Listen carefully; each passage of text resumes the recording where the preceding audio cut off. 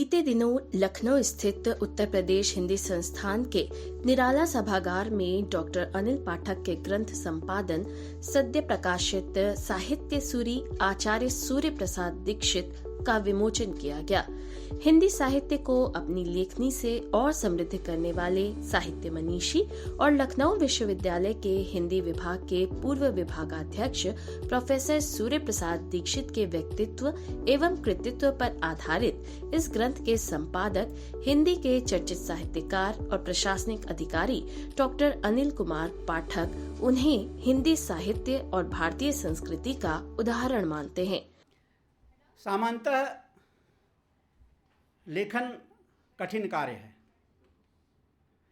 और वैसे भी मैं पाठक हूँ, तो पाठक के लिए लेखन कार्य अपने आप में थोड़ा दुष्कर है लेकिन पुस्तक का लेखन और भी कठिन है। और अगर पुस्तक संपादित करनी हो तो मुझे लगता है कि इससे बड़ा गुरुतर दायित्व तो कुछ हो ही नहीं सकता, क्योंकि आपको बहुत से लोगों को साधना पड़ता है। आप पुस्तक लिख रहे हैं, अच्छी है या ख़राब है, आप अपने हिसाब से लिख रहे हैं, आपको थोड़ी आज़ादी भी है, लेकिन कई लोगों को साधना वो कठिन काम होता है।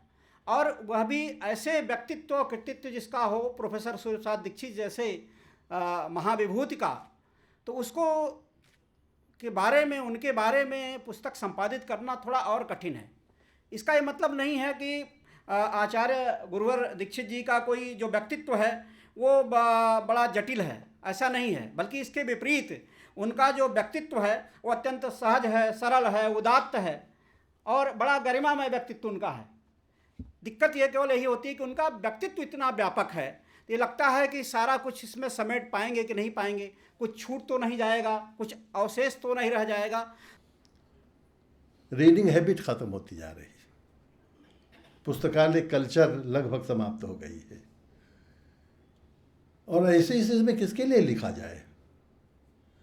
यह हर विधा पर किसी न किसी रूप में लागू होता है, कविताओं पर भी, कहानी पर भी, उपन्यास पर भी, नाटक पर भी, और समीक्षा में तो और ज़्यादा, क्योंकि समीक्षा के ग्राहक मूल रूप से या तो उच्च कक्षाओं के विद्यार्थी होते हैं, शोधार्थी होते हैं, या साहित्य में गहरी जिज्ञासा रखने वाले होते हैं। वो आम जनता का विषय नहीं है, इसलिए कि लोकानुरंजन उसका मूल प्रदेय नहीं है। केवल ज्ञानवर्धन, केवल खोज, बौद्धिक दृष्टि से ही वो उपयोगी माना जा सकता है।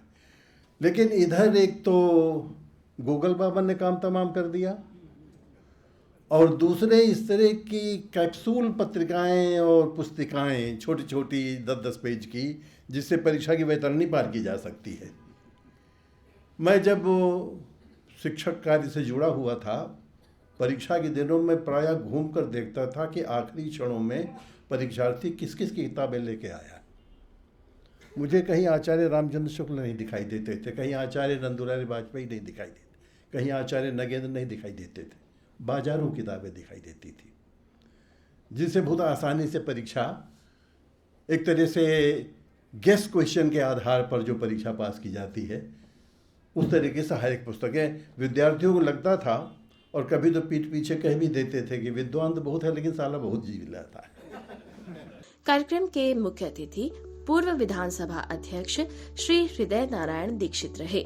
इस साहित्यिक कार्यक्रम की अध्यक्षता पूर्व मुख्य सचिव उत्तर प्रदेश शासन डॉक्टर शंभुनाथ ने की। इस अवसर पर सम्मानित जनों द्वारा डॉक्टर सूर्य प्रसाद दीक्षित के शोध समीक्षा परक लेखन पर प्रकाश डाला गया। साथ ही विमोचन किए गए ग्रंथ की उपयोगिता को भी रेखांकित किया गया।